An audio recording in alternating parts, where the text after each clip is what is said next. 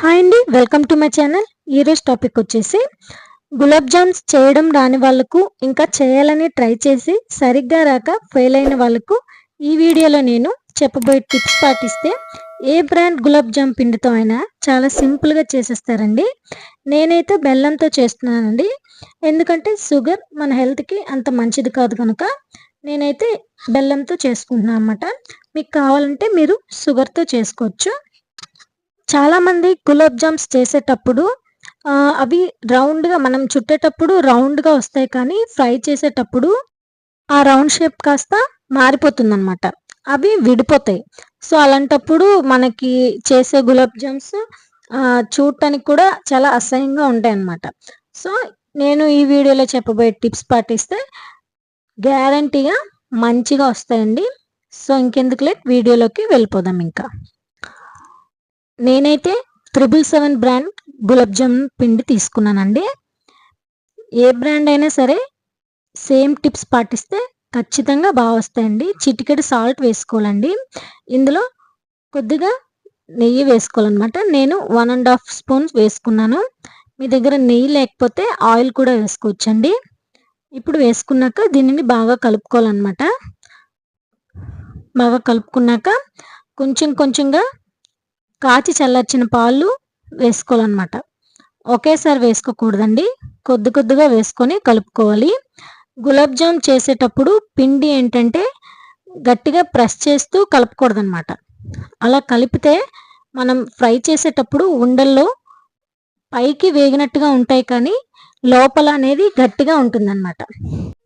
So, ఎప్పుడు కూడా గులాబ్ జామ్ పిండిని ఇలా మెల్లగా స్మూత్గా కలుపుకోవాలన్నమాట. కొద్ది కొద్దిగా పాలు వేసుకుంటూ మెత్తగా కలుపుకోవాలి. ఇలా స్మూత్గా ఉంటుంది అనమాట. ఇలా మనం టచ్ చేస్తే స్మూత్గా ఉండాలి. ఇప్పుడు మనం ఒక 15 మినిట్స్ దీన్ని ఇలా ఉంచాక నేనైతే బెల్లం పాకం పెట్టుకుంటున్నాను కనుక బెల్లం తీసుకుంటున్నానండి. ఒక 1/2 కిలో బెల్లం వేసుకుంటున్నాను నేను. మీరైతే షుగర్తో చేసుకోవాలనుకుంటే షుగర్ వేసుకోండి.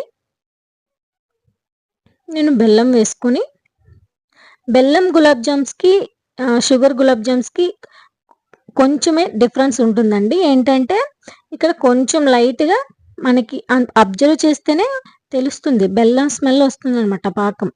అంతే. టేస్ట్ మాత్రం సేమ్ ఒకలానే ఉంటుందండి. బెల్లం కరిగినంత వరకు కూడా మనం ఇలా తిప్పుకుంటూ ఉండాలన్నమాట. పాకం అనేది మరి గట్టిగా వచ్చేయకూడదనమాట. బాగా మరిగించుకున్న తర్వాత కొంతసేపు అయినాక మనం ఇలా టచ్ చేసి చూస్తే చేతికి వేళ్ళకి జస్ట్ అంటుకుంటే చాలు. మరీ బంకలా కాకుండా మామూలుగా జస్ట్ అంటితే చాలండి. నేను పాకం ఒకవైపు పెట్టుకొని అది అలా మరగనిస్తుండగా నేను ఉండలు చుట్టుకుంటున్నాను అనమాట. చిన్న చిన్నగా చుట్టుకోవాలి. మీకు ఇంకా చిన్నగా కావాలంటే ఇంకా చిన్నగా చుట్టుకోండి. ఉండలు చుట్టేటప్పుడు ఏంటంటే కొద్దిగా ప్రెస్ చేస్తూ చుట్టాలండి. సో, నేనైతే ఈ సైజ్ తీసుకుంటున్నా. మీకు ఇంకా కావాలంటే చిన్నగా చేసుకోవాలనుకుంటే చిన్నగా చేసుకోండి. సో, దాని మీద ఏంటంటే 36 గులాబ్ జామ్స్ అవుతాయని ఉన్నాయండి. నాకైతే 54 వచ్చాయన్నమాట.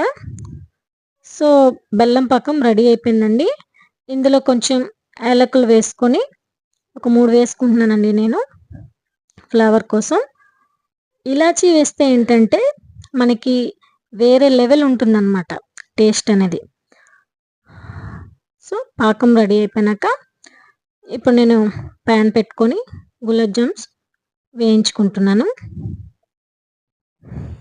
చూడండి, నాకైతే అస్సలు ఎక్కడా కూడా షేప్ మారదనమాట. ప్రతి ఒక్క గులాబ్ జామ్ కూడా రౌండ్‌గా వస్తుంది.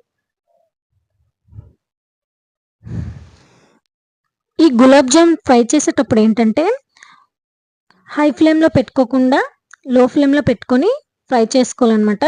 హై ఫ్లేమ్‌లో పెట్టి ఫ్రై చేయడం వల్ల ఏంటంటే మనకి పైన మాత్రమే వేగుతుంది.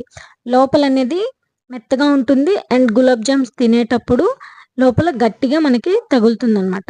సో, టేస్ట్ కూడా బాగోదు. సో, నేనైతే ఇలా ఫ్రై చేసుకుంటున్నా. ఇలా కలర్ వచ్చేంత.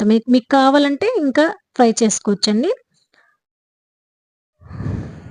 సో, పిండిని ఎప్పుడూ కూడా స్మూత్‌గా కలుపుకుంటే మనం మనకి రౌండ్‌గా వస్తుందనమాట షేప్. అండ్ వేగించేటప్పుడు కూడా బాగా వస్తాయి. సో, నేను వేయించినవన్నీ పాకంలో వేసుకున్నానండి.